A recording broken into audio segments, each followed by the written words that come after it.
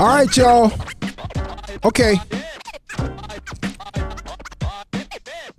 This is going to be an interesting show today, y'all. Interesting. You know, I was just telling Dr. Terrence Wells that that who knew when we booked him that he would be on a day that's so appropriate for him to be the guest to have this conversation. You know, like, who knew? Who knew that this bulk doc brawl was going to happen over the weekend, and then we would have Dr. Wells in the house able to have this talk, to have this conversation. I think it's so appropriate. He'll be coming up in segment one, but I have to talk about this because, first of all, I didn't know anything about this brawl. I had absolutely no idea. Sunday we had First Sundays, so we were focused on that. I think it happened on Saturday, I believe. And so, and I'm a little bit behind on social media anyway. So I'm a little bit off sometimes about what's actually happening, what's going on. And so I didn't know. I had no idea. So Pastor Lenny, who was always ahead of me, the running joke is that Pastor Lenny is way ahead of me when it comes to social media. And then I'm way ahead of Pastor Tuck. Pastor Tuck is like way behind on social media. Stuff be happening, he has absolutely no clue of what's going on, right? So that's normally the case. So I find out yesterday morning as I'm prepping to do the Praise Party show. So I go online and I look at the videos, and of course Pastor Lenny had the access to the best videos, and I find out actually what happens. Let me tell y'all something. That was probably one of the most what's the proper word for it? It's a benchmark. It's a benchmark in terms of culture. When you have something that happened that was not, it wasn't any plan. It wasn't necessarily any particular group that decided that this was going to happen. It wasn't like a gang. It wasn't like when I say a gang, it wasn't a motorcycle gang. It wasn't a hood South Central gang. It wasn't a white supremacist gang. It was organic rage. It was organic pack mentality. It was what happens that you do not see, that consistently happens. Usually there's no cameras around. It's happened historically for years where somebody got assaulted or somebody got ganged or somebody took a beat down, but nobody was there to film it. Nobody was there to help. In this case, all of these factors came together where there was a crowd, where there were cameras, where there was a clear response, and it became a viral internet sensation, or something that happened that probably will be a benchmark. The reason why I say it'll be a benchmark because folks are responding to this in a way that I haven't seen in quite a while. And I'm just going to come down the street and tell you about it. Black folks is responding in a way I'm like, wow. I'm like, boy, folks is really happy. Like people been calling and texting me like folks got reparations. And I'm like, what? But what it is it's the pent up rage. It's the mindset. It's the anger. It's the frustration. It's the feeling of retribution. And it is all coming to a head in that particular moment. And in response to that moment. Now, I don't want to give the situation too much credit, because you got to be careful with that. Can't give something too much credit, but you should be aware of what this means. And I think on all sides, we need to be aware. Let me say this right here. Good white folks, talk to the racist ones. And I'm not talking about racism, because racism is a system. It's a construct. It's a broader system that's designed to keep people of certain groups down. I'm talking about a racist mindset. There's a consistent, and I'll be honest with you, I think it's a growing mindset where people who have racist ideologies and thoughts and thinkings and leanings that at one time they would keep to themselves. They would only talk about it at the house, at the dinner table, in the bedroom with their wife. or their husband. Now people are emboldened to bring it right out to the street and talk about it in public spaces, on talk radio, on social media, in chat rooms. People are emboldened in a way like never before. Because of that mindset, I believe that's why you have the acting out. That's why you have this mindset, or I can respond with no retribution, without cause. I can operate with impunity, which is scary, which is a problem, because you think nothing can happen to you. Just like January 6th, people was acting out. People with good jobs and houses and good and standings in communities wrecked their life doing prison time. Got to mortgage their house to pay for legal bills. Got to sell something, getting fired because somebody saw you on video wilding out. Even in this boat brawl situation in Alabama, the owners of the boat, the folks who started the fight, the folks who jumped the brother on the dock, these folks is dealing with some retribution because apparently they have a business back home, and now they're paying the cost with the business. Man, you got to think this stuff through. You got to consider, what are the repercussions of my actions? Yeah, let me say this right here. One thing that was clear to me in that video that everybody need to take stock of.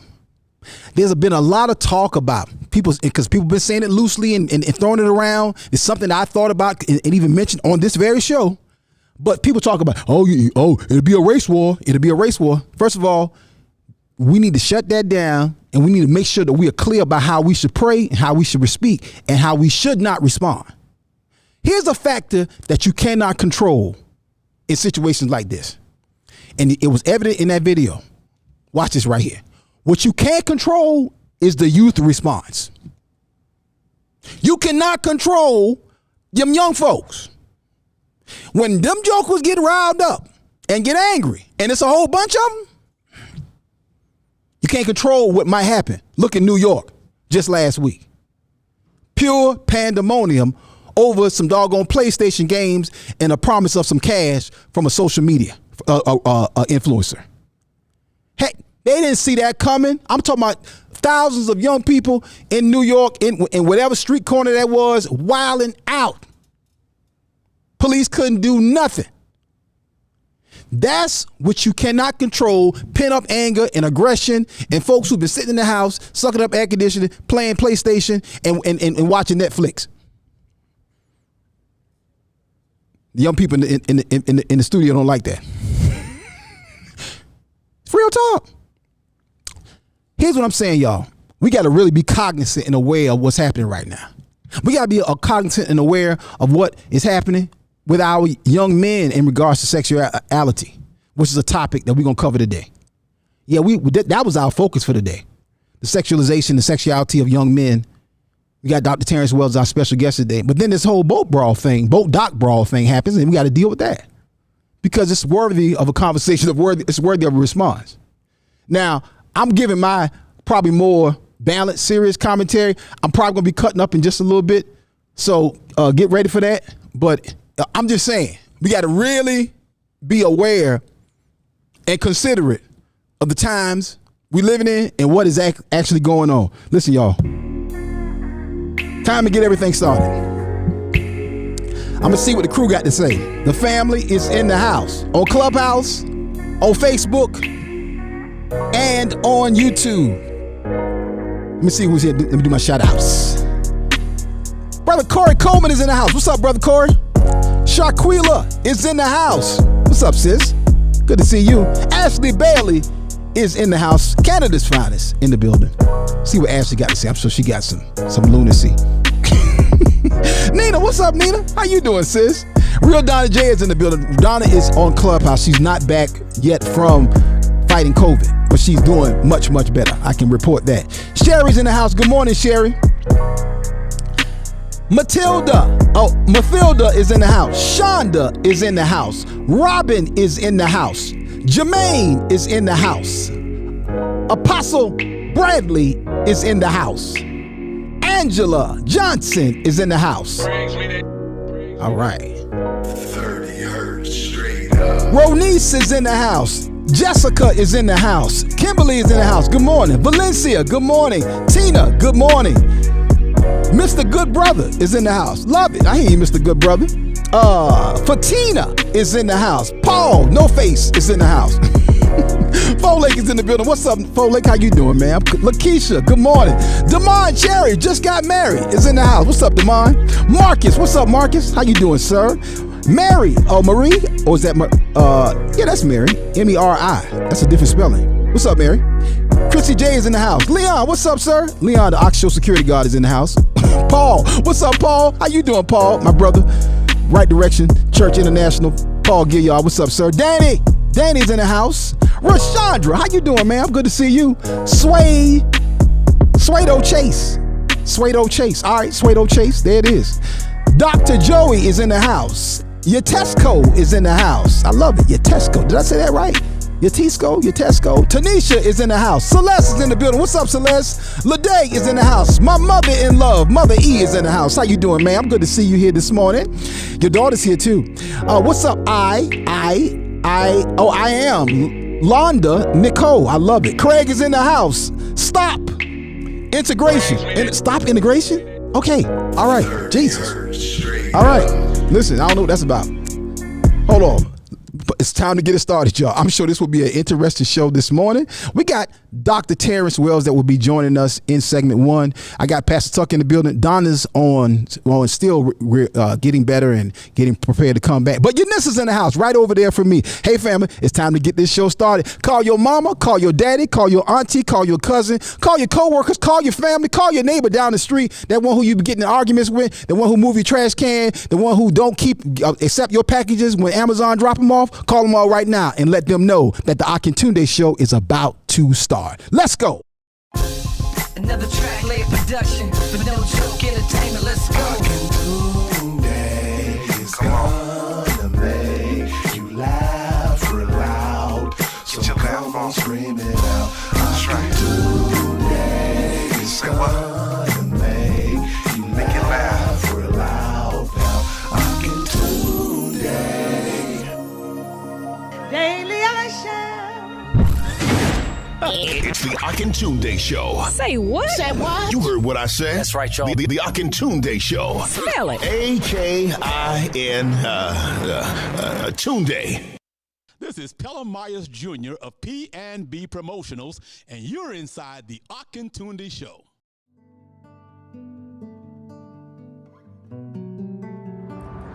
Greetings. I am Darrell Presley, owner and operator of Presley Cares Mortuary Services of West Columbia, South Carolina. Our mission here at Presley's is to provide excellent, quality, superior funeral service to all, regardless of economic status, religion, or race, with our society being embedded with a diverse class of people. Our staff here at Presley's pledges to offer only one class of service, and that is superior. So rendering professional services to the families that call upon us is not an option, it's mandatory. Presley Cares Mortuary Services, where we are caring for you and your loved one.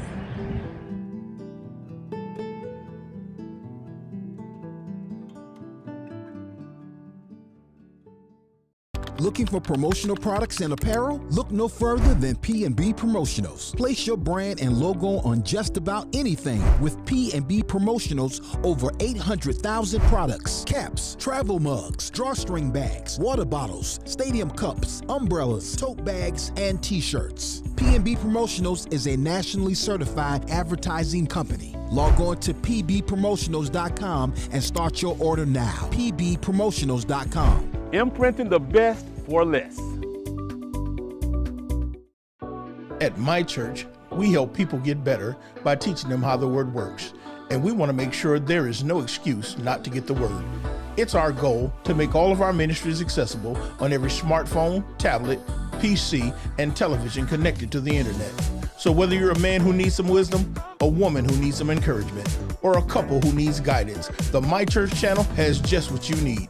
Simply search for the My Church channel on Roku, Fire Stick, or Apple TV, or visit mychurchchannel.org. You can also download the My Church on the Go app from Apple or Google Play App Store. Constantly on the move? Check out the Word at My Church podcast on your favorite podcast platform. Or simply download the Word at My Church skill on your Alexa-enabled device. But whatever you do, make sure to stay connected. See you soon. It's the Akintunde Show. Say what? Say what? You heard what I said. That's right, y'all. The Akintunde Show. Spell it. A-K-I-N Tunde. Oh, yeah. All right, y'all. Let me let the production crew know something. When y'all walk up to me during the show and say something, I don't know what y'all said. Write it down. Y'all should see them. Like they be in the so just so y'all know how to set up in here. My desk sits like kind of in the front left of the studio.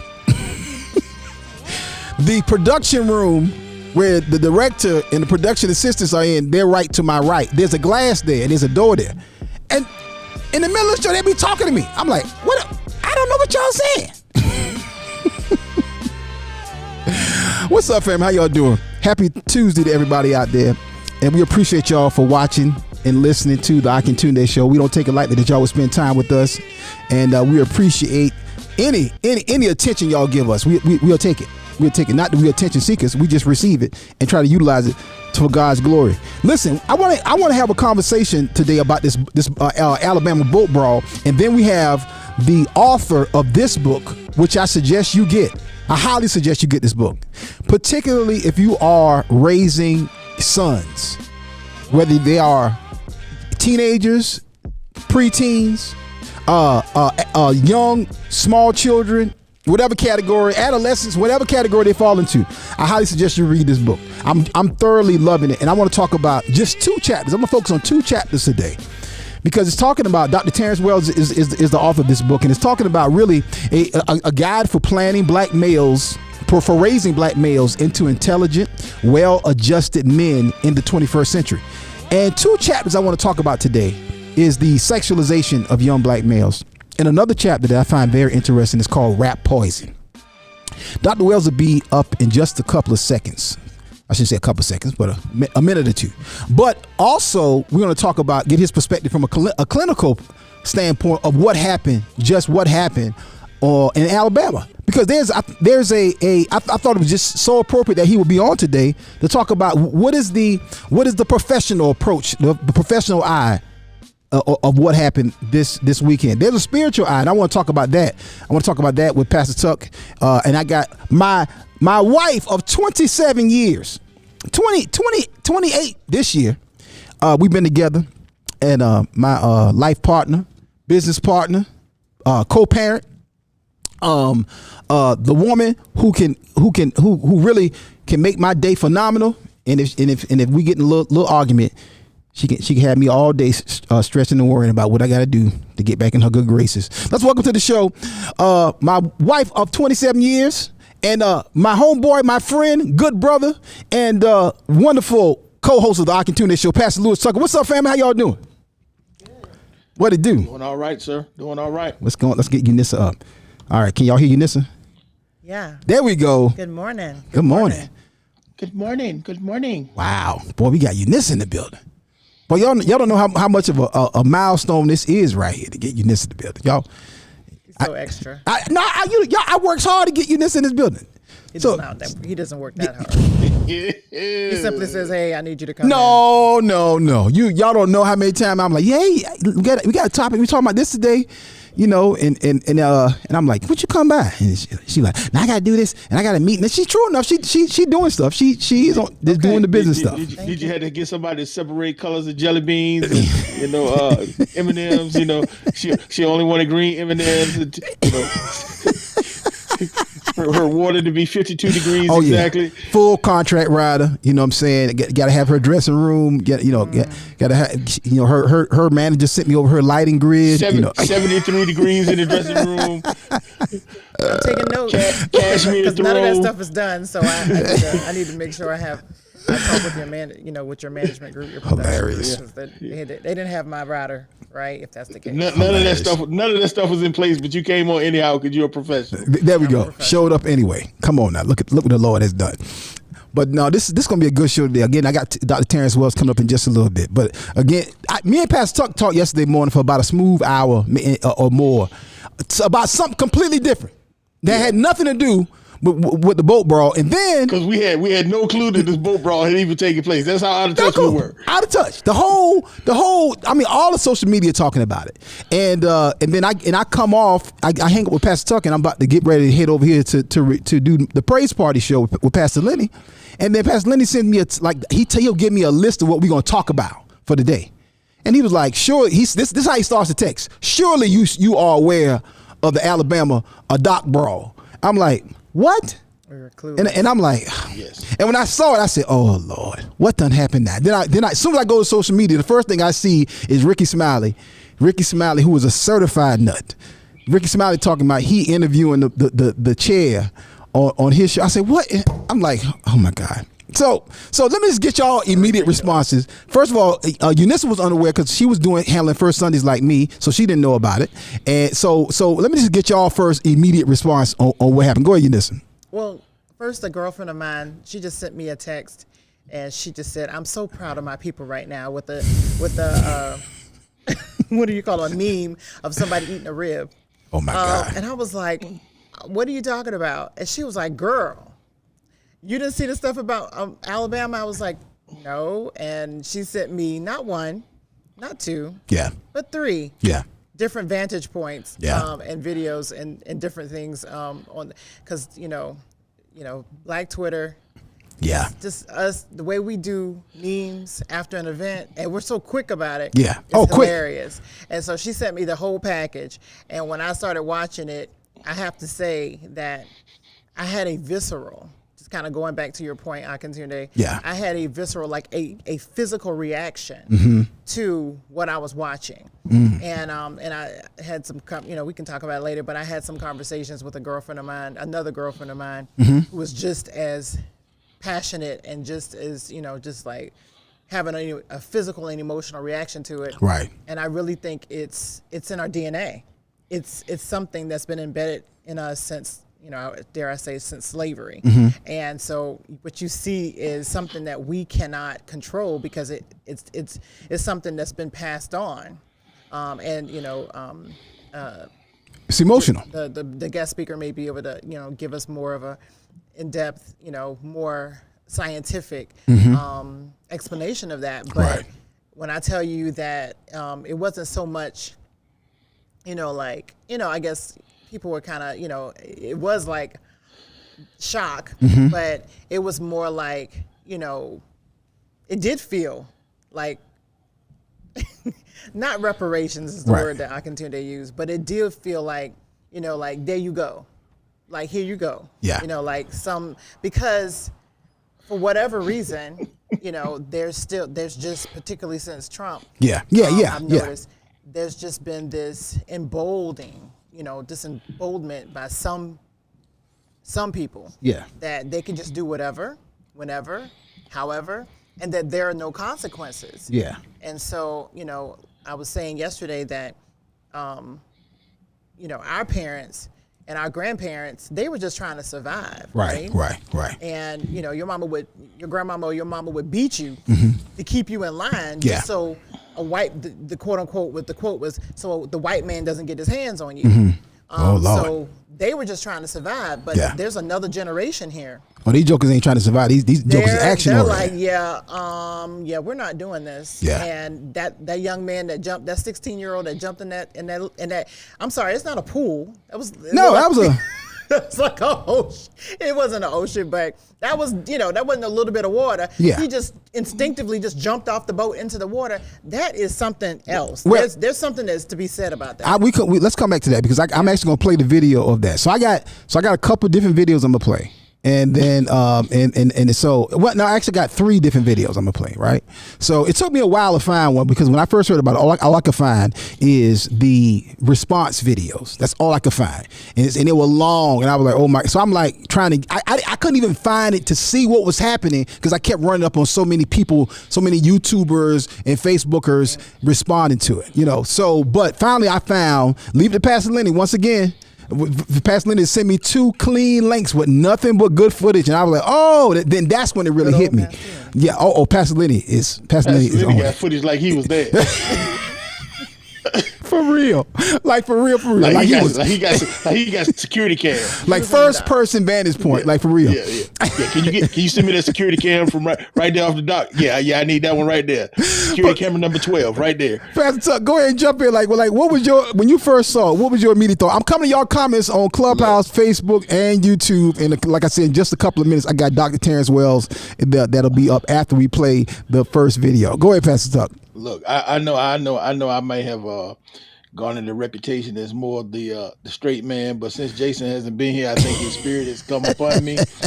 So you're not getting nothing spiritual out of me on this one. I'm just telling you. I'm just telling you.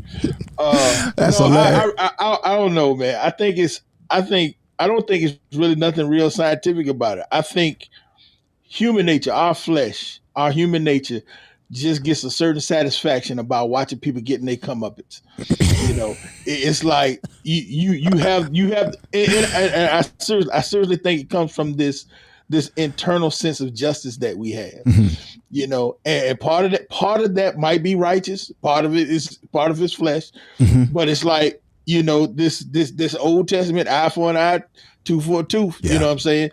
You want to see somebody get what they deserve. Yeah. We of course, as saved, we recognize, the concept of mercy and, not getting what you deserve. And we appreciate, the blood of Christ and all of that. Yeah. But it's something on the inside of you that's still unsaved part of you. You get some satisfaction out of seeing it. I mean, we see so many videos on social media and even me as a pastor who I love the Lord, I live by the word, but I'll see these videos and it's something in me to just get so much satisfaction out of seeing folk get it. Yeah. Not even this one. I remember seeing one and this dude, he like pulling off his shirt. He keep on talking and dude telling dude, back up. Dude keep on running on and dude shoot him in the leg and then he laid on the ground going, ow. And that's I'm laughing my back off. Yeah, exactly. And it's like, that was and I'm like, funniest screen. You asked for that. My man asked you to back up like 15 times. Like several times. Over and over again. And you keep on running at him. It's like, bro, you asked for that. Yeah. I can't feel bad for you at this point. Yeah. As a human being, maybe I should, but something in me just can't. I can't even garner no sympathy for you. Yeah. The grown man. See, the thing about it is, grown men recognize there's consequences and repercussions. There's an equal and opposite reaction for every action that you take. And when somebody give you time after time, opportunity after opportunity to do the right thing, and you determine that you're not going to do it, that, my friend, is on you. And I always go back to the fact that y'all hear me all the time. There's Pastor Tuck and then there's Tuck. And Tuck is that dude that I try to keep locked up. They say you crucify your flesh daily. I have to keep going back to Lowe's and get new nails to hold that big joke up on the cross. Because I'm telling you, he keep climbing down, and I'm like, hold up, get back up there, bro, because you don't belong down here with civilized folks. And I just think about what would have happened if dude would have ran up on me. Yeah. It could have been a show enough problem. Yeah. I recognize how crazy this situation was. Let me say what I thank God for. I thank God, and I was telling you this yesterday. I just thank God that there were no pistols out there. Exactly. That my man won't arm. Nobody had a gun? For sure. Yeah, or if they had a gun, was not armed they did not pull it out. Because if they would have ran up on my man and he was an armed joker, how much bloodshed would have been out there? Oh my God. It would have been over. And again, that's the grace of God. And but I know there's been different a lot of the videos that I've seen, and I'm coming to Clubhouse. I'm coming to y'all comments. See, y'all got them. I'm about to play this video though. A lot of the videos that I saw were of the fight at the moment just before dude got jumped, and then he threw up the hat, which is hilarious all in itself. I mean, that was the official. That was every. Let me tell you something. Every black person knew what that was. That was like, that was the bad signal. That was the bad signal. Everybody knew what that was, but a lot of videos start just before that. But I found a video that has a significant amount of the preliminary incident, what happened prior to that led up to the altercation, and it really gives great context. And here's a dope part about it: there's a woman who is actually narrating what's happening, and she's giving you the full setup and context of what happened. So Jaleel, get that video ready. I'm gonna read some of these comments, and I'm gonna start on Clubhouse. I'll do Facebook after we play the video. And like I said, just in a little bit, the author of Black Sunshine, Dr. Terrence Wells, PhD, will be our guest in just a few minutes. Y'all stay right there for that. I will say my favorite part, because I didn't even see that. I saw several videos. My daughter sent me, I guess, the Instagram. You know how they have the 4 or 5 videos connected? Yeah. And I didn't even get to the last video. My favorite part was the old man with the chair. Because I kept hearing people talking about this chair, and I didn't know what was going on. No, hold on. Don't go there yet. Don't go to the chair yet. No. I want to. Don't go to the chair, because the chair takes everything in a whole other direction. Let me get these comments in. Let me play the preliminary video, and then I'm gonna come back to the video with the chair. We got it all. Nina Fakunle. Nina Fakunle. What's up, sis? She said, "Thou who jumpeth shall get beateth down. Thee who starteth nothing shall entereth into nothing." Blackatations 24/7. Nina, you are so silly. That's Nina's hood translation. Kimberly Morgan talking about, "Thou shalt not nuck if you cannot buck." Lord have mercy. This is the Akintunde Show, fam. This is what we do here. Marlena Lee talking about the hat toss. Leon Campbell said, "Dude, let's do this." Paul Briggs said, "Lynchburg, right where Pastor Tuck is from." Yes. Yeah, we now have learned that the inventor of the folding chair is a black man who is from Lynchburg, Virginia, where Pastor Tucker is sitting at right now. That's right. Thanks to my son Corey Coleman, researcher.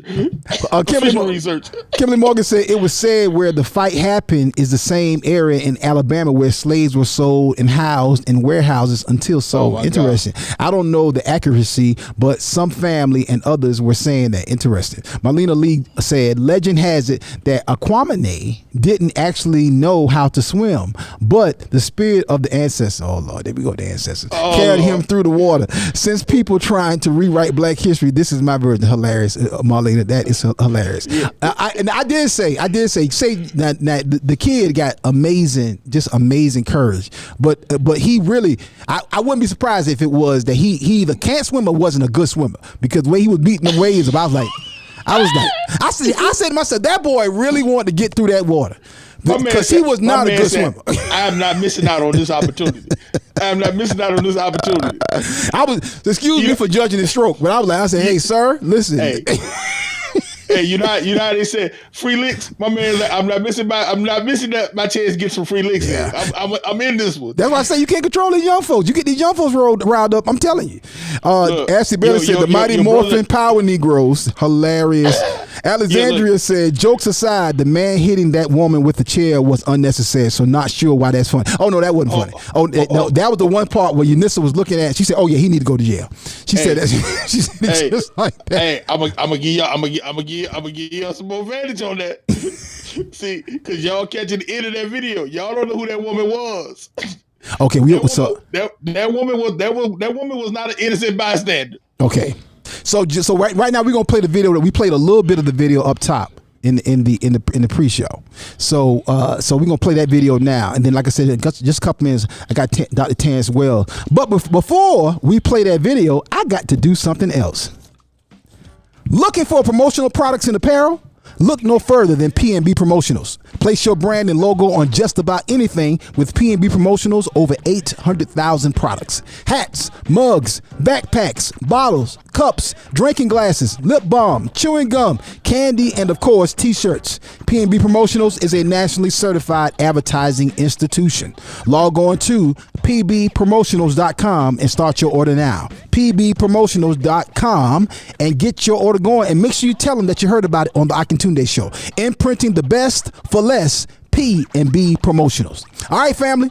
This video that I'm about to play right now, this is a great context. This is the beginning of the brawl before it happened, and I don't even have to set it up. The young lady who is shooting the video and narrating it, she tells you exactly what's happening. Go ahead and roll that footage, Jalil.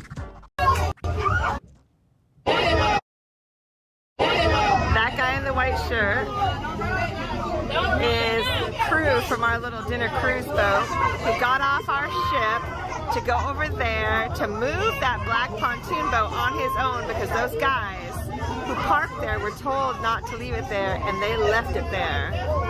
So he's just pushing it off. That's funny. Took matters into his own hands. I love it.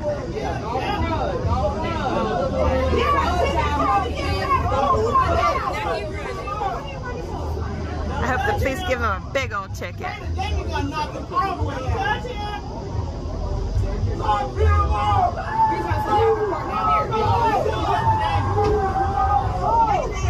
Ooh, confrontation with the owner of the boat.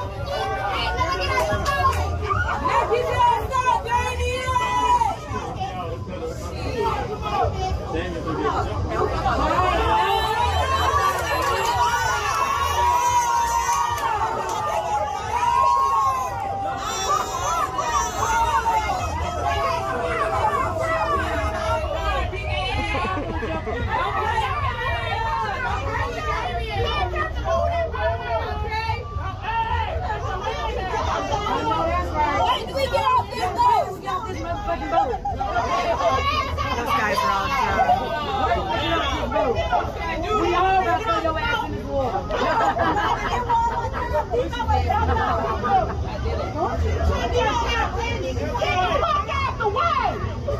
Move, bitch! Get out the way! Get out the way! Get out the way! Move, bitch! Get out the way! Get out the way! Get out the way! Move, bitch! Get out the way! Get out the way! Get out the way! Move, bitch! Get out the way! Get out the way! That was the lady that got hit with the chair. She was the first person down there. Okay.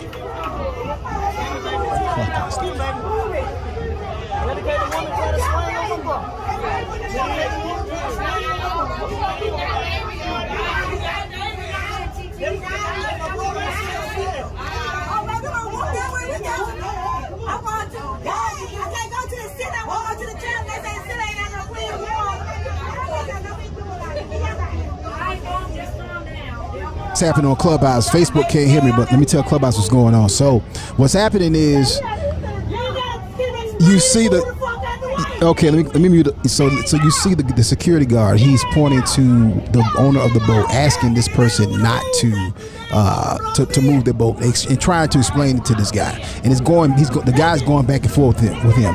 The boat is actually blocking the point where the large dinner boat is supposed to be parked.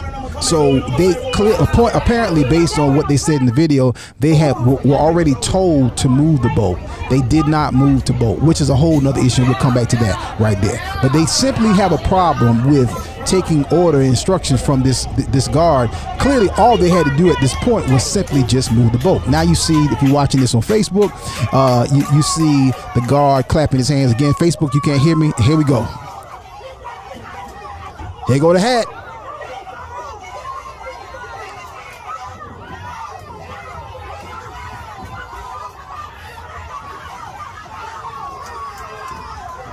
Now,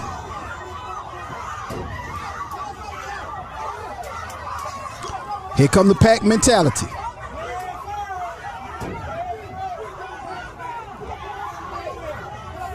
Here come the first brother to the rescue. Wow.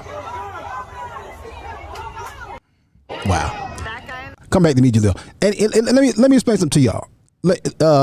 Again, that video has some language, and Facebook, y'all couldn't hear me. Clubhouse could.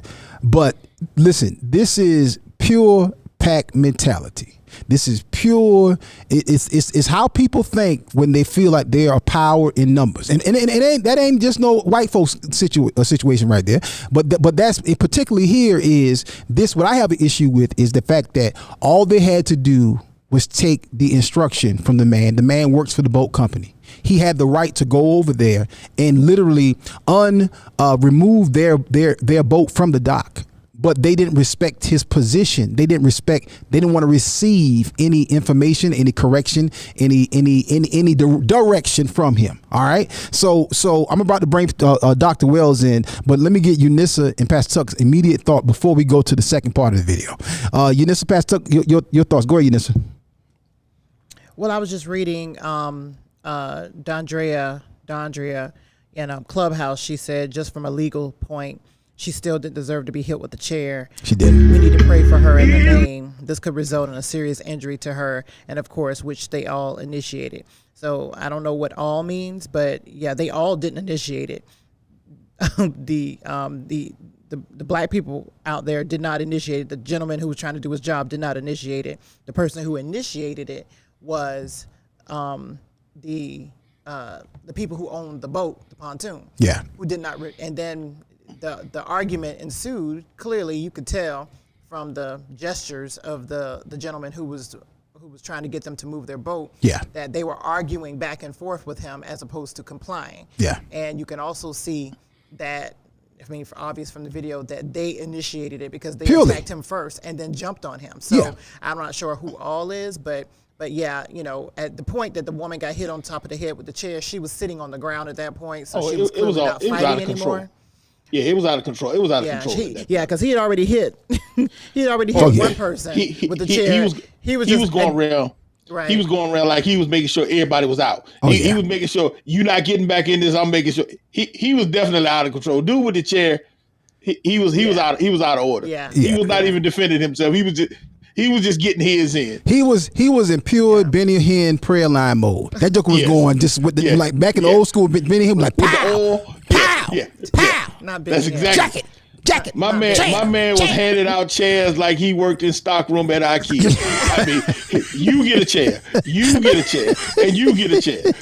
Yeah. Like he was a trustee working in the fellowship hall. I mean, he was stacking chairs like that. I mean, that's exactly what he was doing. My man did not care. It had nothing to do with the fight. My man was just like, I'm getting mine today. That was pent up anger and aggression. Let's get a clinical perspective on it. I want to bring to the conversation. We'll be again the second part of the show. We're talking about the sexuality of young black males and what all the different variables that affects that, particularly today in this current culture. And we got a great guest to have this conversation. He is the author of the book Black Sunshine, a guide for raising black males into intelligent, well-adjusted men in the 21st century. And I thought it was just so appropriate. God knew what he was doing when we booked Dr. Wells to come on the show today, because we had no idea that this was going to happen. And I think it's a great conversation to have about what's the clinical standpoint of what happened, of what took place over the weekend. We welcome to the show for the very first time, and I'm sure it won't be the last, Dr. Terrence Wells, PhD. How you doing, sir? I'm doing great. What about you? We're good, sir. We're good. So, welcome to the show. Very first time coming on.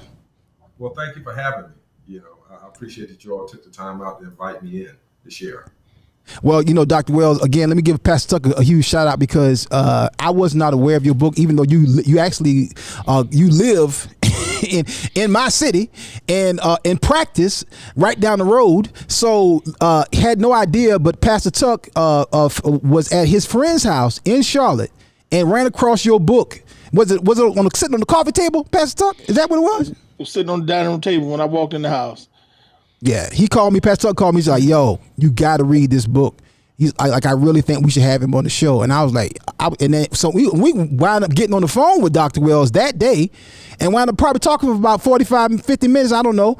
And I was like, yo, this brother really gets it in a unique way, particularly the experience of being a black man walking this earth, and then to have written this book. And so I'm gonna come back to the book in just a little bit, but I want to get your perspective, Doc, on what happened this weekend from a clinical standpoint. Okay, what do you think took place on that boat dock on all sides?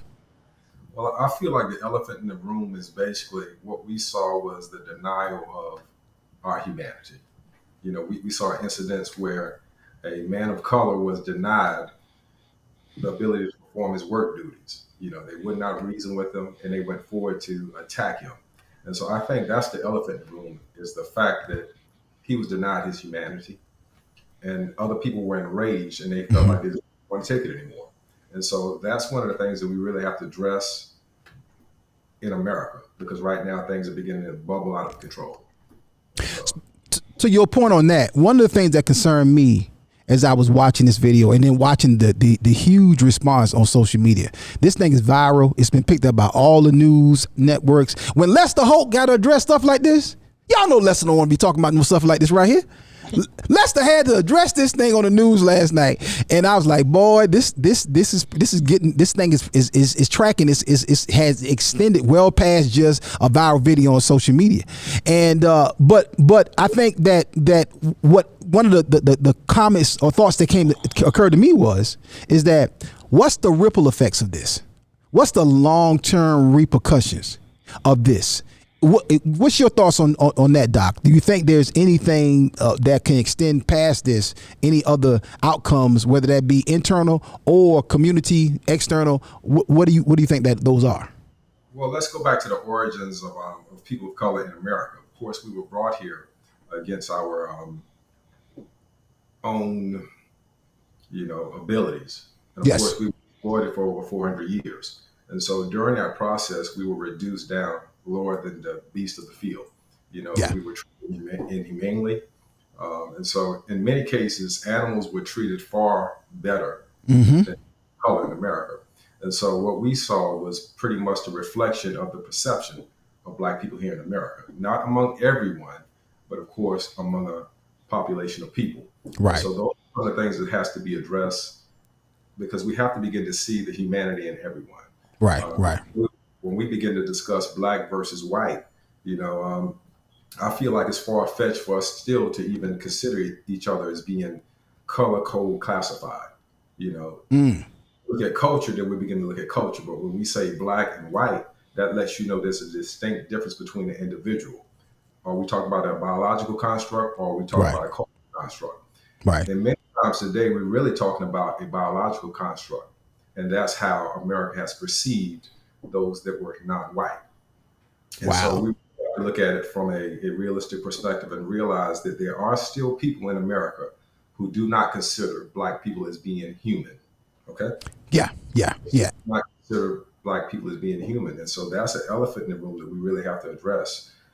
Many of them will deal with us cordially, but in their hearts, they really don't perceive us as being human beings. And that's not everyone, but that's a pretty good population of people that still exist within America.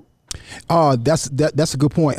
In just a little bit, I wanna read some comments on Facebook. So Unissa and Pastor Tuck, if y'all can look at some of the comments on Facebook. I was getting ready to say that there are a couple on there. Yeah. That we will definitely want to get those in, and y'all can check YouTube as well. Again, we're talking about it. We got a great clinical perspective on this from Dr. Terrence Wells. What went down this past weekend on the Alabama boat docks? Of course, I want to play this second video. This second video, I think, really kind of where the aggression and the visceral response to the whole thing really began to scale. And I don't know what page this was or who edited this video, but this video was so helpful to me because there was so many videos out there that just were bad or had too much talking in it and too many people in it. And I was like, okay, but it was perfect, this video right here. So run that second clip, Jaleel, that has that much longer video.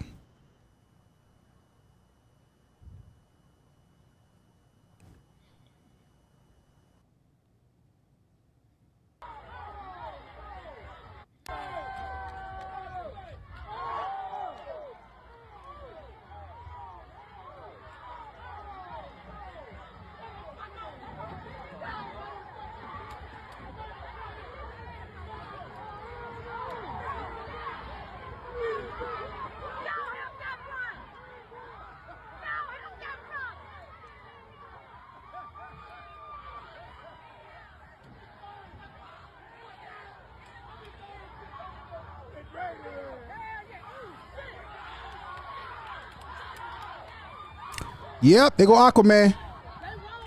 Aquaman.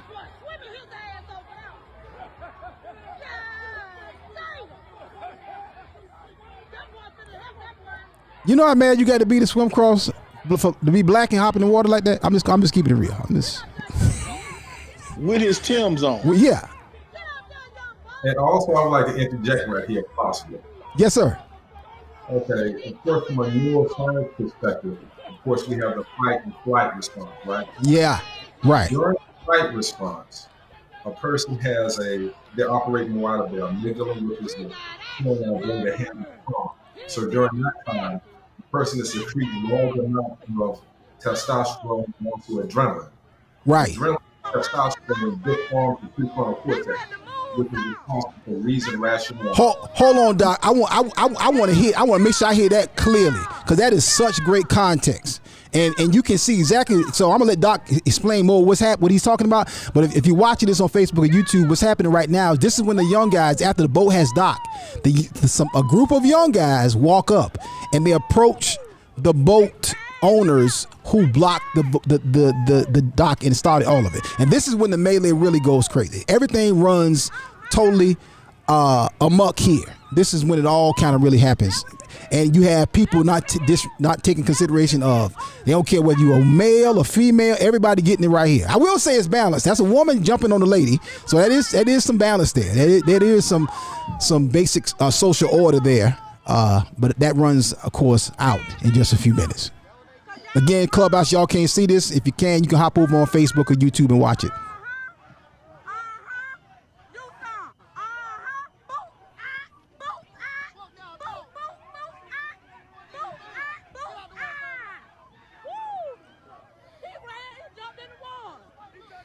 Boy.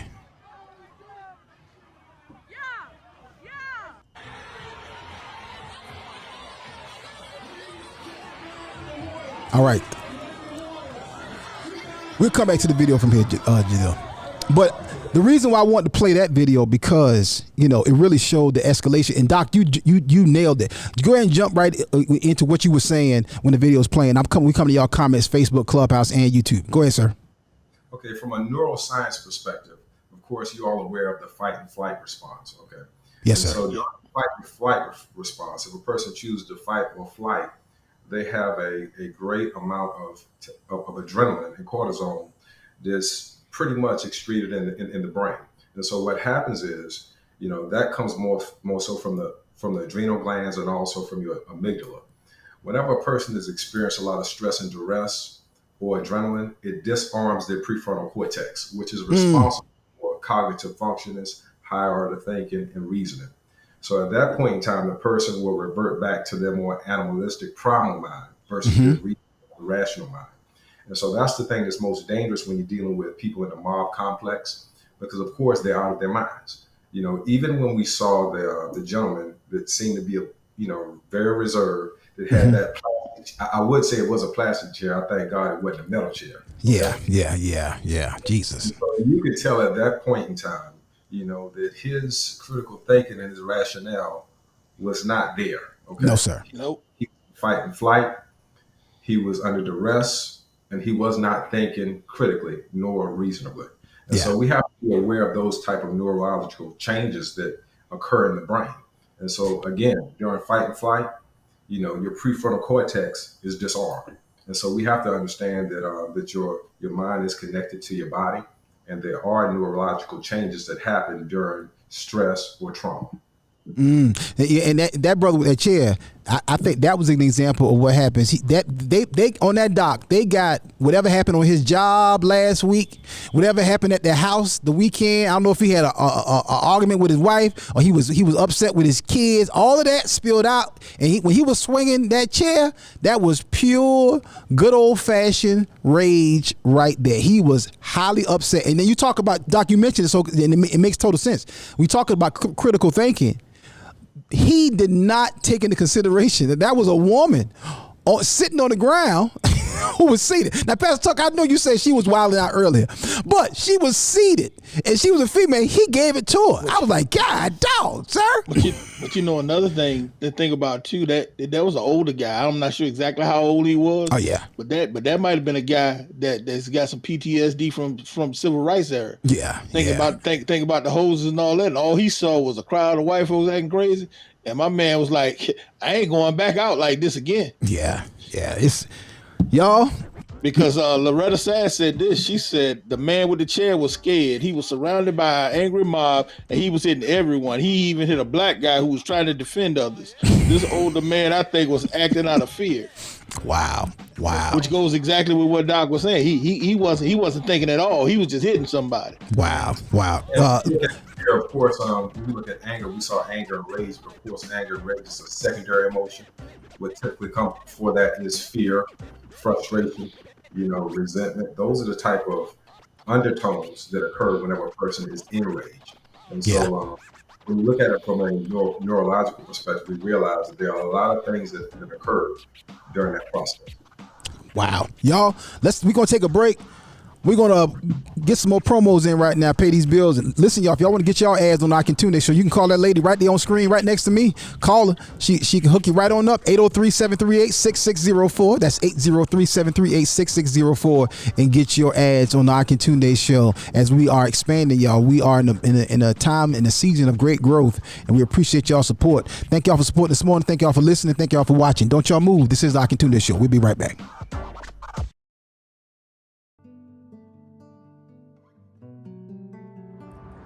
Greetings. I am Darrell Presley, owner and operator of Presley Cares Mortuary Services of West Columbia, South Carolina. Our mission here at Presley's is to provide excellent, quality, superior funeral service to all, regardless of economic status, religion, or race, with our society being embedded with a diverse class of people. Our staff here at Presley's pledges to offer only one class of service, and that is superior. So rendering professional services to the families that call upon us is not an option, it's mandatory.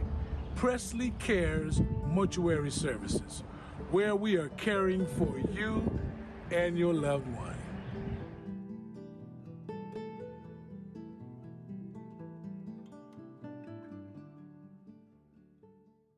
Looking for promotional products and apparel? Look no further than P&B Promotionals. Place your brand and logo on just about anything with P&B Promotionals. Over 800,000 products, caps, travel mugs, drawstring bags, water bottles, stadium cups, umbrellas, tote bags, and t-shirts. P&B Promotionals is a nationally certified advertising company. Log on to pbpromotionals.com and start your order now. pbpromotionals.com. Imprinting the best for less.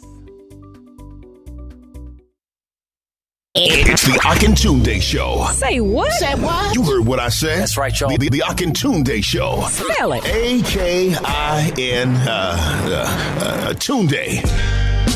Oh, yeah. Happy Tuesday, y'all. Happy Tuesday, family. Coming up Thursday. Now, what I plan on talking about Thursday, I'm not sure, because I don't know if we're gonna get to all of Dr. Wells' conversation I want to have with him about his book, Black Sunshine. Black Sunshine is the book by Dr. Terrence Wells. You can order it. I'm gonna let Doc tell you where you can get this book right now, because when we found out about the book, Pastor Tucker immediately ordered 3-4 copies and sent me one of them, and I'm so glad he did so. But we're going to continue this conversation. I'm going to get some of the comments over here on Clubhouse and Facebook and YouTube. Like I said, if y'all can watch and check the comments over there as well. Again, come on back. Bring everybody back on screen, Tristan. Let's bring all 4 folks up. This is a good conversation. Again, who knew, y'all, that Dr. Wells would be on today when we booked him, that this was going to happen. And one thing, Doc, I want to talk about, and because here's one area where I think we need to be concerned of.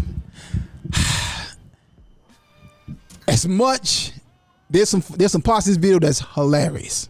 Okay, There's some parts of this video that is, I'm just going to say it. I don't care if any sponsors don't like it. And please, all of my white friends and brethrens, colleagues, what have you, please understand this. There was a part of this that as a black man that was satisfying. And I'm just going to keep it real. And that may be hard to understand for some people, and that may not be PC, politically correct to say. That may not be something that some sponsors want to hear, but I'm just giving you straight facts. When you see something happen, when you see someone attacked like that, that was uncalled for. And that type of stuff happens all the time. Like I said, the difference is there's usually not cameras around. But as folks are celebrating, and there's a funny video that I'm going to play in just a little bit because it is funny, where somebody reenacted the video. It's just ignorant. Okay, but it is funny. But before I play that, I do have a concern about the celebratory attitude that we're having on social media. Because my concern, Doc, and I want you to jump in on here, is I think that what happened on this weekend is what every police officer is afraid of who encounters black people in an aggressive way. They are afraid of getting in a one-on-one fisticuff exchange or getting on the ground with anybody. That was my rule. I'll never forget, I was fighting this dude. He had some very long arms, and I was just like, I just got to get him on the ground because because if I stand toe to toe, he gonna knock me out. But if I can get this joke on the ground, I can get him. And that's what happened. But I had to take a few licks to get him on the ground. And I think that's what a lot of police officers are afraid of. If you ever get one-on-one with these people, this is what happens. Am I right about that, Doc? And it's my concern that there are some longer term or extended ripple effects that could come out of this to innocent people who are nowhere involved in this, who are just going about their business, who may be accosted or assaulted by somebody who watches this video and gets upset. Is there any validity to my thoughts or my emotion concerning that? Doc, go ahead. I would say so. There's a lot of what we call intergenerational trauma. Okay, and of course, according to epigenetics, trauma is passed on intergenerationally, which means the traumatic experiences that the mother felt, it could be then passed on through the womb to the child and so forth. Or trauma that the father experiences, it can be passed on intergenerationally, genetically to the offspring. Wow. So there was a pretty much a deal of gratification for a lot of people that is looking on the surface. But what I see was a lot of pain. Also, as you start looking at what they call the superhumanization of African Americans. Okay? We also have to look at the reality that we were a product of selective breeding. All right, since 1908, whenever they stopped the transatlantic slave trade, they cut down all transport of slaves or Africans that were enslaved. Okay, let me correct that. Wow. Africans that were enslaved. So from 1908. They had to begin to ramp up breeding farms. And of course, Virginia was one of the places where that was notorious for breeding. And so black were expected to have at least 2.5 kids. I mean, one kid every 2.5 years. And in some instances, females or women of African descent were promised their freedom if they had 14 to 15 children. And so with that kind of selective breeding, you will have offspring that may have a genetic advantage. All right. And so when you look at the NFL, the NBA, and so those are the dominant culture. They are aware of these undertones. Got it. The fact that, that not only were we genetically superior in the beginning, but also we were a product of selective breeding that made us even more of an edge physically. And so those type of things have to be addressed. With my sons now, I have a 17-year-old. He's 6'3", 225 pounds. Okay. Wow. Now my baby boy, he's probably 5'10", 5'11". He's probably about 175, 180 pounds. How old is he? He's 14 years old. Wow. Yeah. Someone that's not in the dominant culture, this Caucasian, when they view my son or they see my sons, they don't see boys. They see men. Right. And it happened with Trayvon Martin. Right. We saw a boy, but someone of another culture, they see a man that could, perhaps hurt them. or provide harm. And so that's one of the reasons why we have to do a great job in terms of educating and training our young men, okay, especially at this stage of development. So I digress, so I want to fall back, so I don't want to get too much into my soapbox and talk. No, that's good. That's right on that. That's good. No, you're right on. That's good, great perspective. I'm gonna read some of the comments, and I'm gonna come back to that topic of the conversation. Then we're gonna bend this conversation into just 2 chapters out of this great book, Black Sunshine, by Dr. Terrence Wells. And Doc, tell them real quick, because I don't want to assume that anybody's gonna be with us the entire show, so I don't wait to the end to tell folks how they can get their hands on this book. Again, Black Sunshine, a guide for raising black males into intelligent, well-adjusted men in the 21st century. I highly recommend this book, particularly if you are raising young black boys at whatever age, or if you have young adult children. Doc, go ahead, tell us briefly about the book and where they can find it, sir. Well, Black Sunshine is a manual for developing African-American men into well-adjusted young men. It can be found on Amazon, Books A Million, or even Barnes and Nobles. And so one of the things that inspired me to write this book was that, I've experienced so much, and also I have so much knowledge within this discipline because I devoted myself towards specializing, in work with African-American males. I have 6 years of clinical experience, specifically working with this demographic, and there's a lot of things that's going on right now. Right. To a certain degree, this book was my duty to educate, to empower, and also my duty to warn. Right. I have an ethical responsibility to warn about some of the things that's going on. And so I get tired of seeing some of the same things occurring within our community over and over again without any kind of, resolve or without any kind of plan. Right. And so this was my way of making an offering to try to help our people, try to make a valuable contribution to the culture. It's much needed right now. The only thing we do is turn on the television set. The only thing we have to do is walk down the street. And so again, this is my humble offering. I poured a lot into it. I dealt with development on many different stages, from zero to childhood to adolescence to young adulthood. Yeah. All right. Everything that an African-American male will need to survive in America or to thrive in America is in that book. Wow. We're dealing with sexuality, economical empowerment. We're dealing with financial literacy. We're dealing with self-esteem, self-concept, sexuality. We're dealing with everything that you're going to deal with is in there. Not only from a problem perspective, but also we garner real life solutions that can be used in order to empower our community. And I'm looking at a couple of the chapters here. Again, a phenomenal book, well written, very clear. I think it articulates the black male experience in America in a very unique way. Doc, I encourage you to do a part 2, and maybe you are, on the grown man experience. That probably that 30 plus experience. On up to 60, because it's so layered, and I think a lot of people don't understand kind of what this experience is. Some of the stuff you referenced earlier about the breeding farms and how we have been treated in this country racially and socially. People don't realize what the ripple effects are of that. Relationships is one of the chapters here. Police etiquette. Listen, it's 3 chapters I think that you need to buy this book for. If you don't buy it for nothing else, you need to buy it for the chapter on sexuality, and you need to buy it for the chapter on rat poison, which we're going to talk about both of those in just a little bit, and police etiquette. I don't think we do enough preparation with our young men in regards to police etiquette in America, how you properly interact. And I think there's several layers there, but I think if y'all don't get it for nothing else, get it for those 3 chapters right there. It enrich your life. As a black mother, if you're raising a black son, you definitely need to have this book, because there's some things that you simply do not understand as a black woman. And when you interacting and raising a son, it doesn't make you less than. It doesn't mean that you are deficient in any way as a mother. There's some stuff that you simply do not understand. That lady sitting next to me on my left side on the screen, me and her and I've had many conversations, deep ones, angry ones, frustrated ones, where I simply said, you do not understand what I'm experiencing, and she had to take that.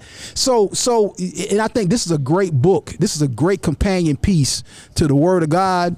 and some other manuals that are out there. Black Sunshine, a guide for raising black males into intelligent, well-adjusted black men in the 21st century. Let me come to the comments, and then I'm gonna let Eunice and Pastor Tuck jump in here because there's a lot of conversation that's going on here. Y'all on fire in these comments.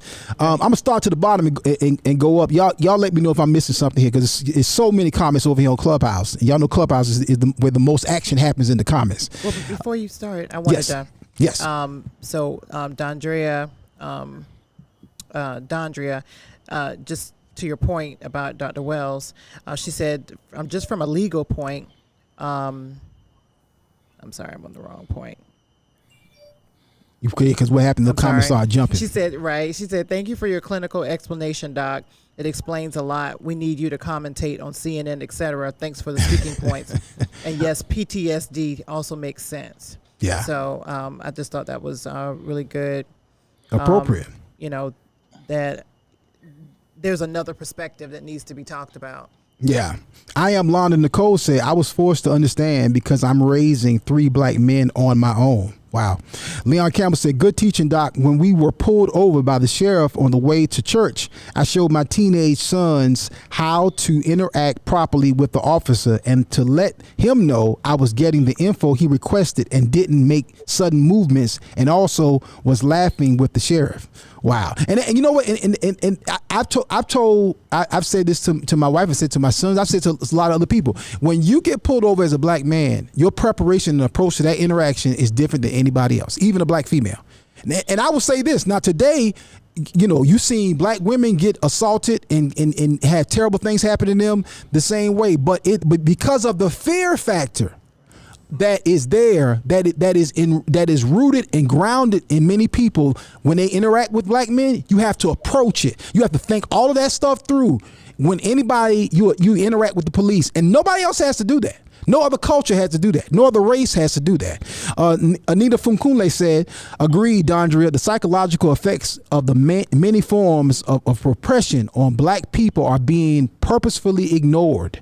Attention needs to be placed on this issue. But if they do, the truth will get out. At this point, this is some form of reverse Stockholm syndrome. Wow.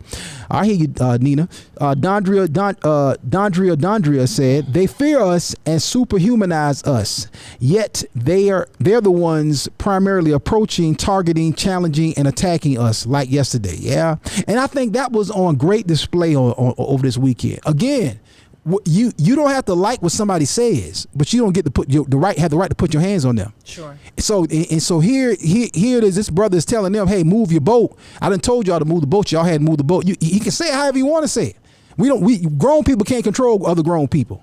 But there was a conscious decision made that, as opposed to me following your direction, I'm going to challenge your authority. And then there was a second conscious decision made when I do not like your stance, what you saying to me, I'm going to further disrespect you and I'm going to attack you. And the people around him didn't say to him, no, son, or no, whoever that was, don't do that. That's not right. It was, no, we're going to aggress too.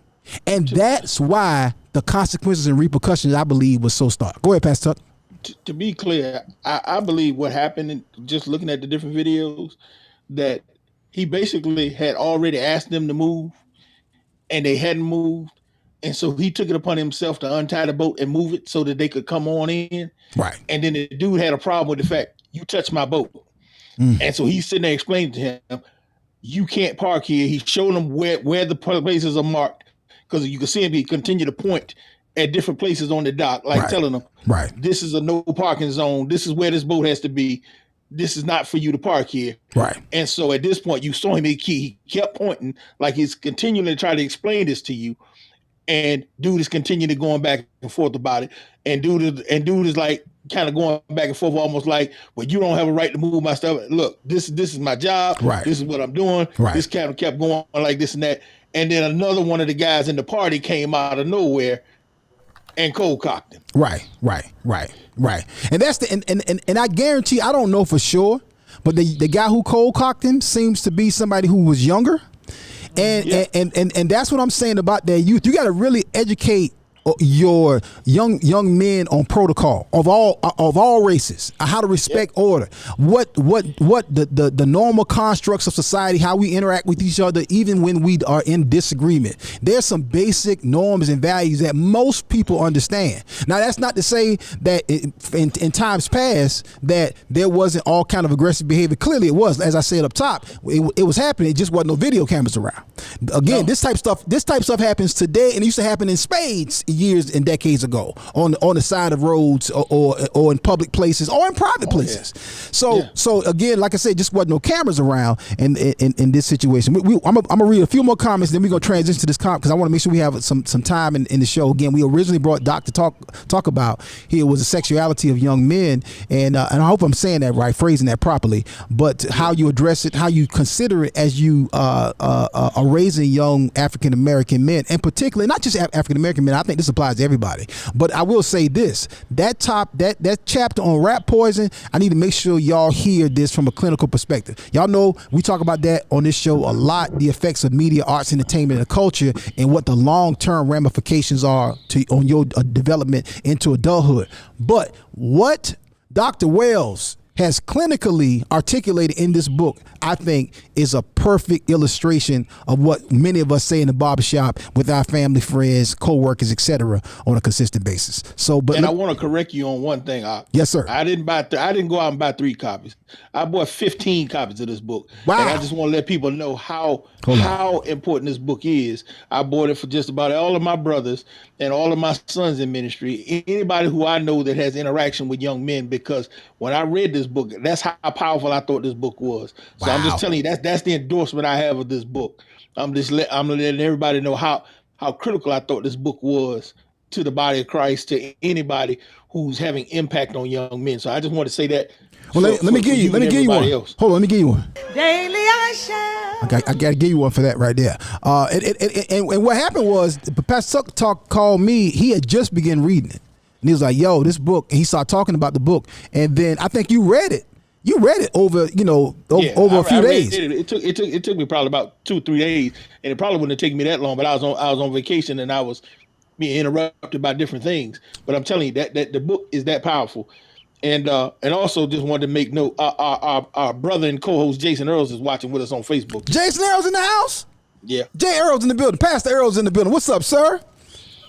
We got to let Jason come on, or not let Jason. When Jason is ready to come back, he's been dealing with some stuff. I will let him give his truth, give his testimony when he comes back on the show. But glad to have Pastor Earls in the building and the entire Earls family. We love y'all, appreciate y'all, and thank y'all, and glad that y'all are here. Let me get some more comments. Y'all check Facebook to make sure it's not any more comments over there that we need to make sure we get in before we transition. Again, we're talking about the Alabama boat dock brawl, or as I humorously said yesterday on the Praise Party show, the Alabama Black History brawl on yesterday. Again, I'm just cutting up, but it was, I think it was one of those moments that I think in culture it was significant. And again, the value of these cell phones, cameras, it's cameras everywhere today, everywhere. In most instances right now, it's only a handful of people in this room working, but it's probably 20 cameras between everybody.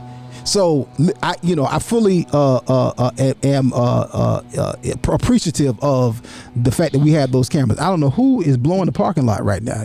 Who's blowing the parking lot? Facebook is censoring our comments. Really?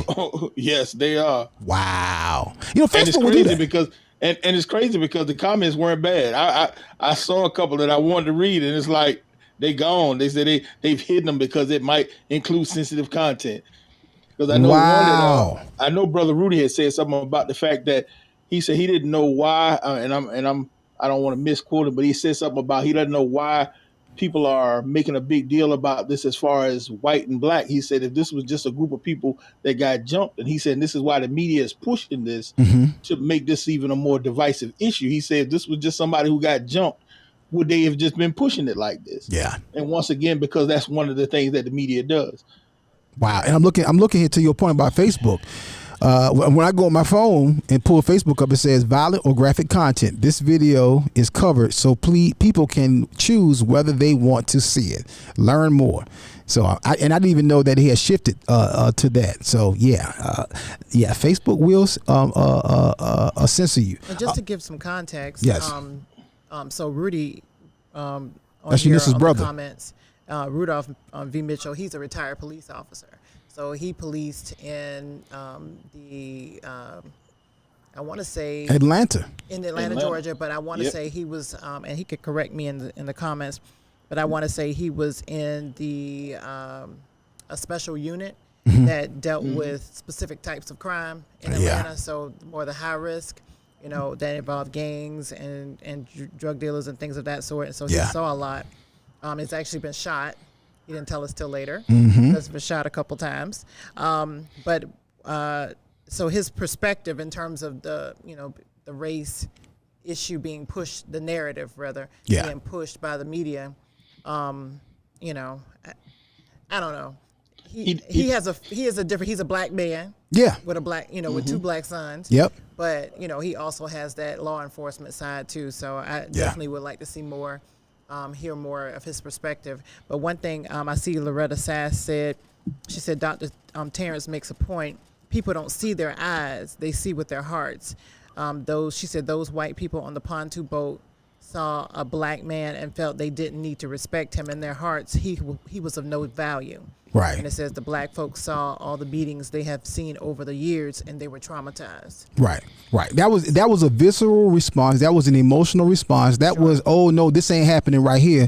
We're gonna deal with that. And again, you talking about his nickname for me forever is gonna be Aquaman. That 16-year-old young brother jumped in that water and swam over there. That wasn't no pool water. That was river water. That was choppy water. That's the water with the undercurrent. People drown in water like that. He swam across that water. Wasn't no skillful swimmer. Hopped up on that deck and kicked that shoe off and went to work.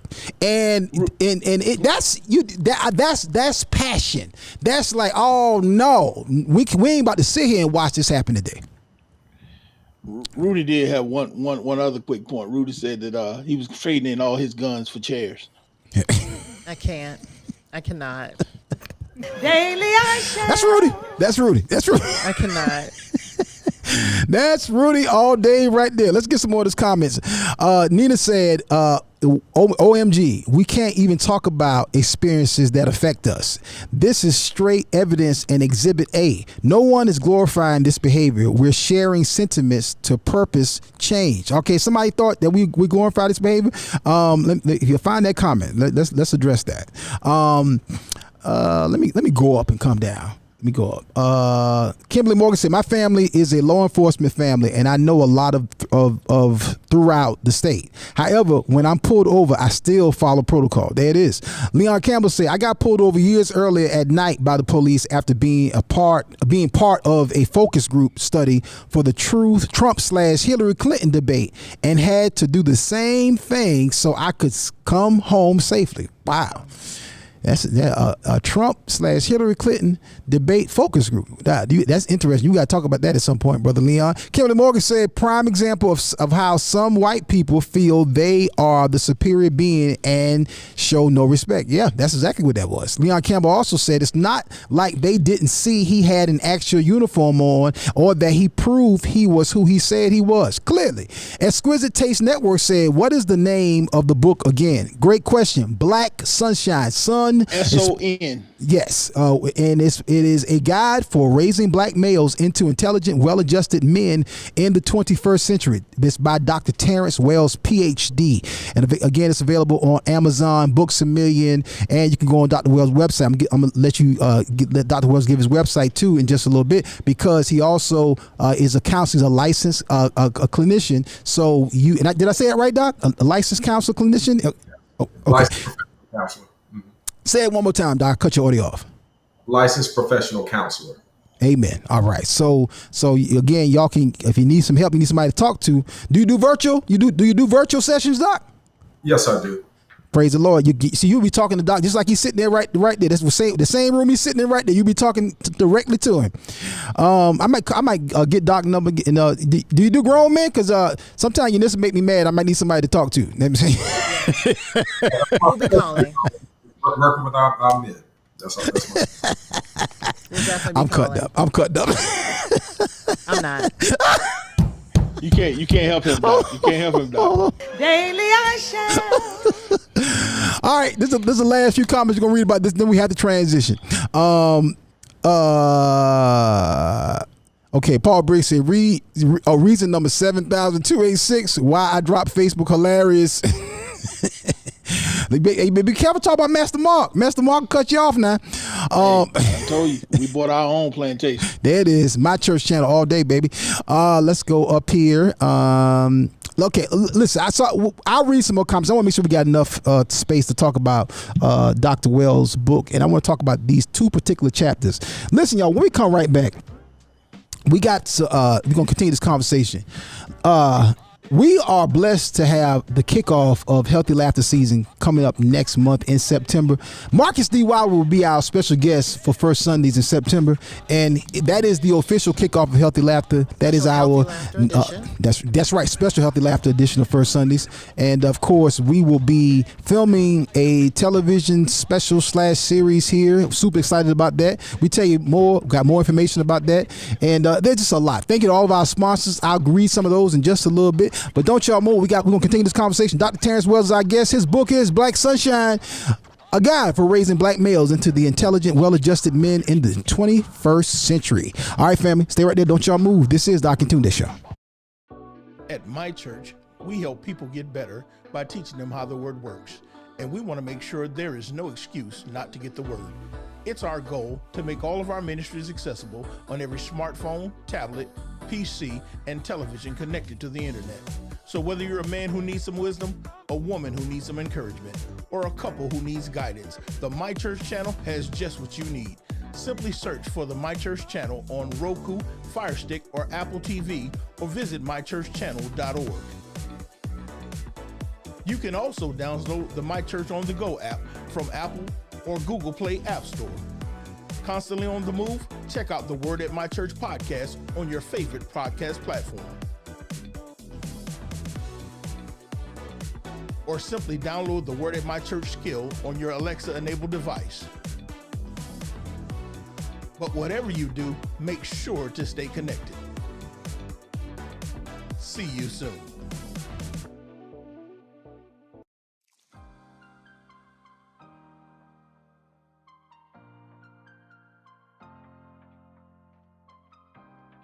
Hello, my name is Dr. Damon Daniels with Pathways to Wellness, a division of Wellspring Family Medicine.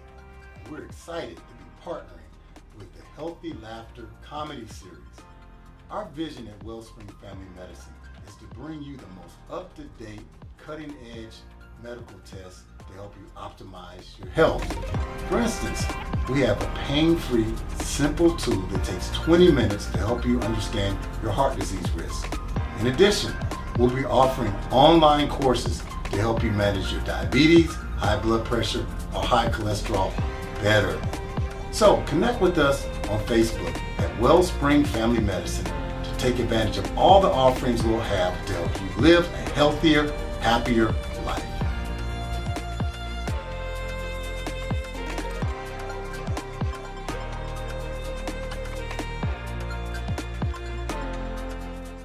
It's the Akintunde Show. Say what? Say what? You heard what I said. That's right, y'all. The Akintunde Show. Spell it. A-K-I-N Tunde. Oh, yeah. All right, y'all. Black Sunshine. That's the book. Today, we're talking about it. We're talking with the author of the book, Dr. Terrence Wells. And one thing I want to get into here, I want to make sure we have time to discuss this. Again, Dr. Wells was so gracious to help us and parse and break down this video that's out there. I'm still going to play one more comical clip of the reenactment video, which is hilarious. I have to say that. But I wanted Dr. Wells to talk about and discuss this two particular chapters in this book that I think we may not be fully aware of, just how detrimental ignoring this part of your child's development can be. Sexuality of young black men, and I'll say this right here. As I was reading the chapter, you were talking about how oftentimes, particularly parents, don't communicate what our sexual character mindset should be in a healthy, well-adjusted man. a lot of times you take cues and you take the norms and values of your community and society, even your family. And if you're getting cues from men who feel let me tell you something now, it's a poor fox got one hole to crawl in. I'm telling you, get all you can and can all you get. You know, if you're around people who saying stuff to you like that, you know, you can create a lot of sexual bad habits as a grown adult male. And Doc, I want to get into that because I thought that was, you know, you talk about it however you want to approach it, because it's your book, it's your chapter, but it really blessed me. But that really jumped out at me because I don't think we are aware of just how much we create these particular mindset in young children from a very early age. Definitely. Of course, when we start talking about sexuality, we have to realize that sexuality or sex is a basic psychological need according to Maslow's hierarchy of needs. In other words, none of us would have even been here if it not were for sex. But we have a tendency to shy away from the topic. And so that tends to get us in a lot of trouble. Yeah. You know, I think that when you really talk about how we sexualize and how we shape today, do you think there's a big difference today in how young men are sexualized versus the way we were sexualized 20, 30 years ago? I'm coming to you next, Pastor. Oh, most definitely. And when we look at sexuality, we have to not only look at beliefs, but also perceptions and practices. You know, so a lot of times we don't look at the beliefs nor the perceptions or practices that go in with sexuality. And so as we look at it right now today, we're on a downward trajectory, you know, in terms of our Black family systems. Okay, about 76% of African American children are being born in single family households. And that's not a moral issue. I believe that's more of a socioeconomic issue and more so a lack of being trained. There's so much information that I wish I would have had exposure to, had access to whenever I was developing, because I made a lot of mistakes. You know, and not saying that having a child was a mistake, but I myself was a teenage father. I had my first son at 19 years old. He's now 29 years old. He's in the military. He's doing great. You know, but I went through a lot. And I so wish that I had someone to talk to me about my sexuality, you know. Right. So I was limited to peers. I was limited to, you know, media. I was limited to, you know, negative adults that were basically programming us and telling us what is acceptable and how we should approach sex. And so when we look at sexuality, you know, it's taboo in many communities. Right. And one of the things that stood out to me was that upon my research, you know, biologically, the mind of adolescents, the genitalia will mature much faster than their mind. Yeah. So that puts you in a bad situation whenever, you know, testosterone increased 30 times between the ages of 11 and 12. All right. And so at that point in time, that child begins to, or that adolescent begins to think about sex. Wow. Have these feelings, but yet their mind is not equipped to make sound decisions. And so that gets us in a lot of trouble. You know, that really does. And we have to begin to have this kind of discussion with our young kings, our young men. Right. You know, so help develop them so we can cultivate them so they can make wiser decisions. You mentioned something. You mentioned having a child at 19.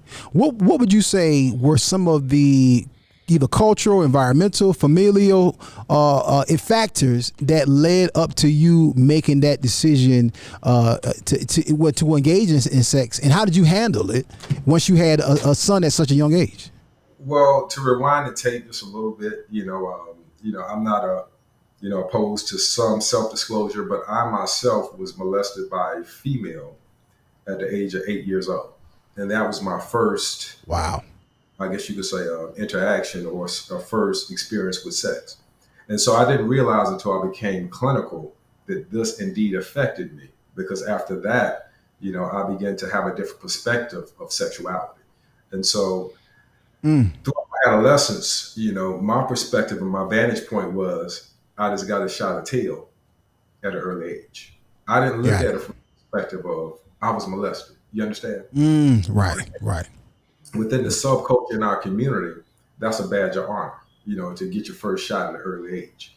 Right. And so there has to be a deprogramming of the negative subculture. We have to look at things from a more realistic vantage point and realize that was not appropriate. Okay. And so I spent a lot of kids nowadays, they get clowned and they get ridiculed for still having a V card, for still being a virgin. And I discuss that in my book as well. Those are some of the things we have to begin to address because our children are going out there making adult decisions with children minds. Okay. Right. So we have to begin to address that. We have to begin to talk about sex. I mean, we always want to hide, and I understand that there's an appropriate way you have to engage it, but oftentimes a lot of parents just don't have the tools. Right. Yeah. Pastor Tuck, you this book really jumped out at you. Any thoughts immediately just on what Doc is saying, and then and even bend it on to the parental side. Unissa, come up to you next as a woman who is a mom and have raised 3 young men. Talk about from your perspective. Go ahead, Pastor Tuck. This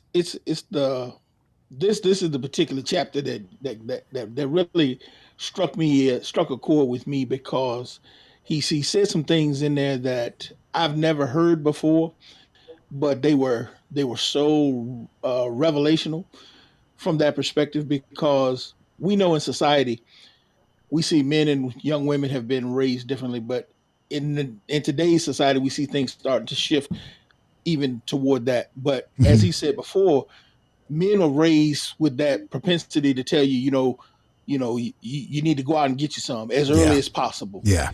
We're encouraged to that because that's supposed to be a symbol of your manhood. Right. And so we're going out and we're doing things because they're teaching us that the earlier we have sex, that's a sign of us becoming men. This is just a macho thing. And so you go get it as soon as possible. You go get as much as possible. But he said something that just blew my mind and I never knew. He said that when we have sex, casual sex, he talked about the fact that when we have casual sex, that the body secretes a hormone, a chemical called oxytocin. Yeah. Which is the bonding chemical that women secrete when they have babies, which causes them to bond with their baby. But the reason is because God designed sex to bond us in relationships. Right. And the more casual sex you have, the less your body produces that chemical. Wow. So as young men, we start off having sex early and we start having casual sex. The more sex we have, the less we're able to produce that chemical. So now when we actually grow up and get to the point where we meet a young lady and a young lady decides that this is who we're supposed to be with, and we wonder, young ladies always frustrated saying he doesn't want a commitment, but it's not really that he doesn't want a commitment, but he's now become physiologically incapable of making commitments. And there's so much in society that is producing this, and we're doing this stuff to ourselves. You take that on top of this dating paradigm, which is now emotionally preparing us for divorce, because we're saying we're going to connect. And if I don't like it, I'll just break up and make another commitment. And so we're making these short-term commitments. So we're emotionally preparing ourselves to not be committed. And now we're physiologically being prepared not to make a commitment. And now you're having these young ladies doing the same thing. Yeah. And we're even seeing a less quality of women parenting because now society is telling them with this city girl culture, with this hot girl culture, to go out and have as much sex. So now they're producing less oxytocin. So now when they're getting married, when they're having babies, they're letting grandma raise the baby because I'm not committed to this because they are physiologically incapable of that mother nurturing gene. And so the society, it's a further breakdown of our society, all because of this hypersexuality. And we don't realize how serious an issue this is because it's being pushed in our music, in our movies, in our televisions, in everything we do. And we're going along with it saying, oh, it's no big deal. I had sex when I was a kid. It's no big deal. Oh, let them do the things that we did. But we don't realize this is a compounding issue. And we're seeing it in our society. So, and Doc, I know you want to jump in there, and before I swing it up to Unissa, but that was the chapter. Me and Unissa read the chapter together, and that explanation of that chemical was very revelational to us. I'm like, wow. Talk about that, Doc. Well, we start looking at the bonding hormone, oxytocin. We call it the love hormone as well. And so we're seeing a great bit of attachment disorders, all right, between the male, particularly African American and the African American female, Okay, so we have to begin to address that because our brain has been designed for specific purposes. You know, even when we look at geese, and I hate to parallel this, you know, Go ahead. Facts is when you look facts. at, okay, you'll have that mother goose and that father goose. They'll have genetic offspring together, but they'll stay together while one guards the nest and the other hunts because they realize that's known to their survival. Okay, Right. so right now we're dealing with some serious issues because we're not really cognizant of what's really going on intergenerationally. So when we look at 78% of kids are being born in the same family household, and I myself was a part of that demographic, but it was because I was not guided. It was because I didn't understand what was going on. And so that's one of the things that really inspired me to document and to publish this body of work was because I had knowledge not only socially, scientifically, but theoretically that could explain the phenomenon and also give some kind of solutions. And so we have to begin to deal with those issues. And we have to begin to educate our youth and help them understand that it's not just sex. Okay. Right. We're coming down with the Pound Town era, you know. Yeah. We have our African American females as well as being programmed to have casual sex. If you look in Houston right now, there's an outbreak of syphilis where syphilis is up 128% among African American females. Wow. Wow. That's crazy. Yes, it's crazy, but it's a reflection of some of our practices and some of the things that we're doing in the dark.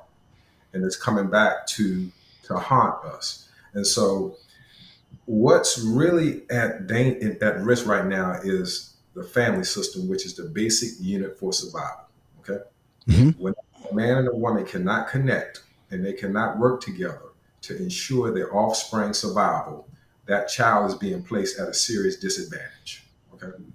We have to be a lot more methodical and a lot more purposeful about our reproductive practices. The reason why I can speak on this is because I myself am a part of that demographic, but that was because I really didn't understand.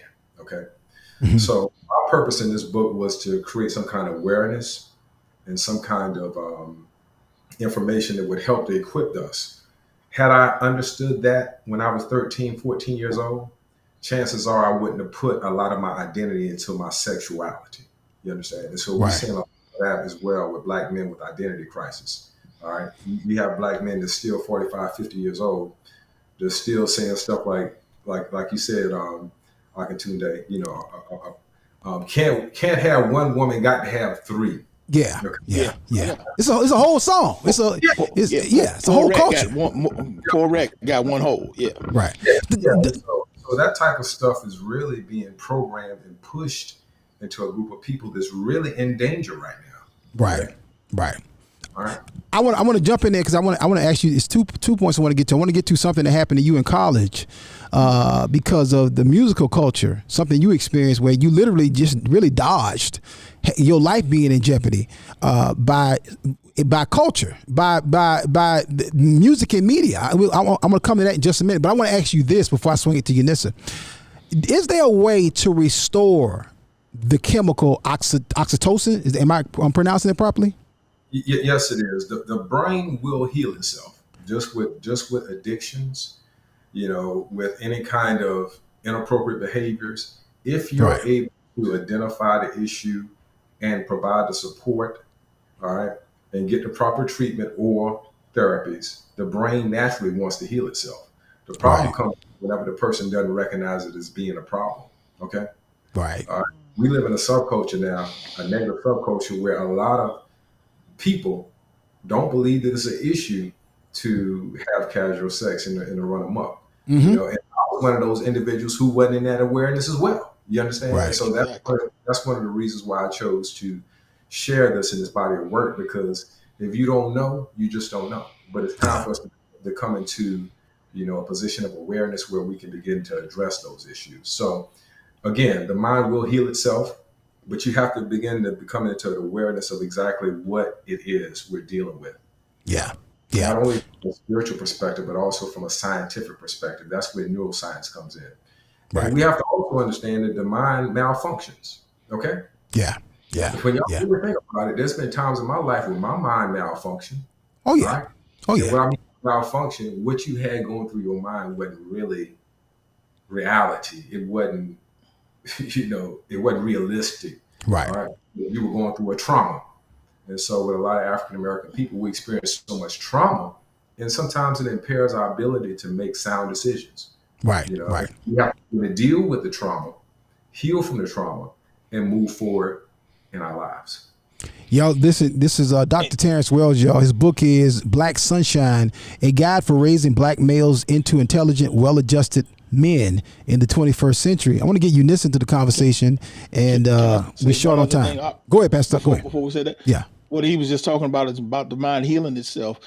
The other thing about that, if casual sex is how we ended up getting in that physiological condition, abstinence and celibacy is one of those things that's going to help you get into that position. And that's why we have to explain first the ramifications of that activity, and then abstain from that activity to give that mind that time to heal. Yeah. Yeah. That's good. That's good. That's real talk. And I was driving from the airport the other day, and of course, I don't see the sign coming in, but coming out, there's a big syphilis warning on a billboard coming from the airport. So clearly, I don't know if it's 128%, but the numbers clearly have creeped up in Columbia, South Carolina, for whether CDC or DHEC or whoever brought that billboard to spend good morning to say, hey, syphilis is up, and they had an exclamation mark. And then there's another sign that says 50% of all of the current HIV/AIDS cases are in people under the age of 30. That's another billboard. So clearly we're living with some ramifications and repercussions of our own life choices and decisions. Unissa, as a mom, hearing this conversation, of course, me and you reading the chapter together, what's your immediate thoughts on, you having raised 3 young men yourself?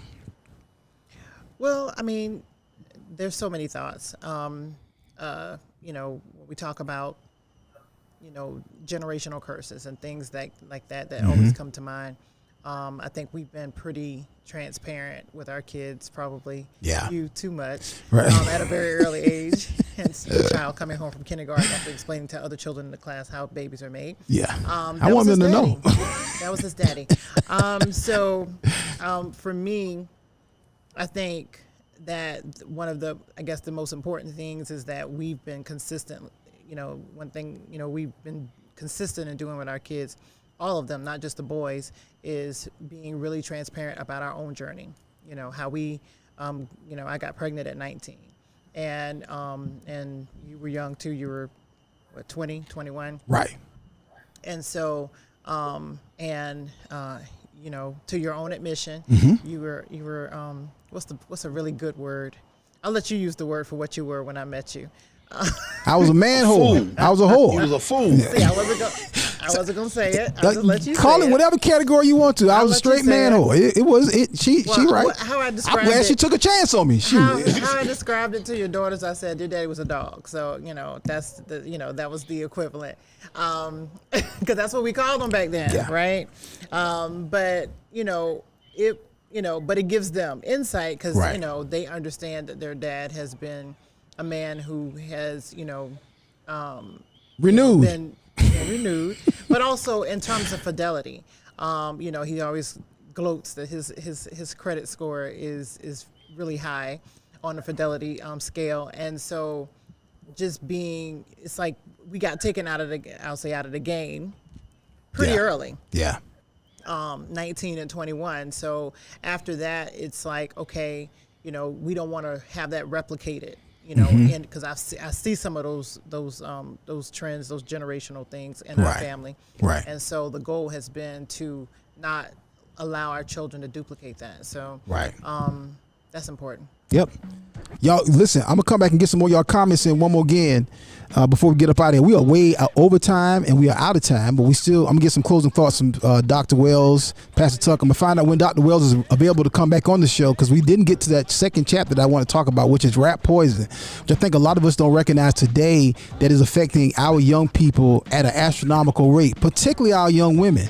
Let me tell you something, and I'm gonna say this right here, and I know some of the people who are involved with this right here, but the way that we are promoting sex to our young people, it is horrible, it is deplorable, And there's consequences and repercussions when you boldly train and promote sexual sin. There's a song out there called the Margarita song. 1 margarita, I'm gonna open my legs. 2 margaritas, I'm gonna give you some. That's a song, y'all. And it's a viral sensation. And you got companies sponsoring it. And you got major stars getting involved with it. And I know the people who put it out. And I'm saying this right here publicly. That's a god doggone shame. And guess what? Somebody need to talk to you about it. And I hope you change your ways and your colors. And I do not care if you don't like what I'm saying. I could care less. Because when you boldly say that to knowing that's being promoted and marketed towards young black females, the consequences and repercussions are yours. It is what it is. Yeah. We'll be right back, y'all. Hold on, Doc. Let me get some more commercials in, and I'm gonna come right back. I'm coming straight to you. Hey, family, we're almost out of time, but we still got a little bit more left. This is the Akintunde Show. Don't y'all move. Looking for promotional products and apparel? Look no further than P&B Promotionals. Place your brand and logo on just about anything with P&B Promotionals. Over 800,000 products, caps, travel mugs, drawstring bags, water bottles, stadium cups, umbrellas, tote bags, and t-shirts. P&B Promotionals is a nationally certified advertising company. Log on to pbpromotionals.com and start your order now. pbpromotionals.com. Imprinting the best for less.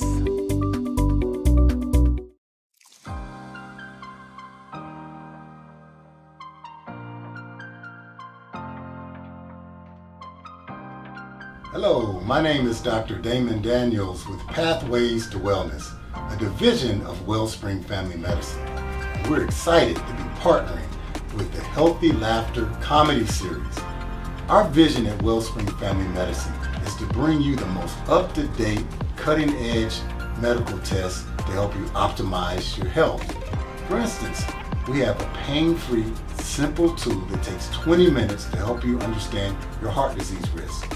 In addition, we'll be offering online courses to help you manage your diabetes, high blood pressure, or high cholesterol better.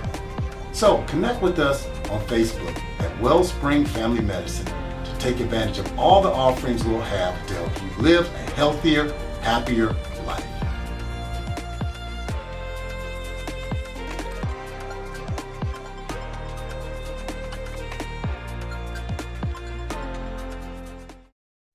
Stop walking in front of the prophet. Oh, yeah. Y'all, we coming to the end of the show. Coming to the end of the show. We are out of time. 11:56 a.m. Tuesday, the 8th of August.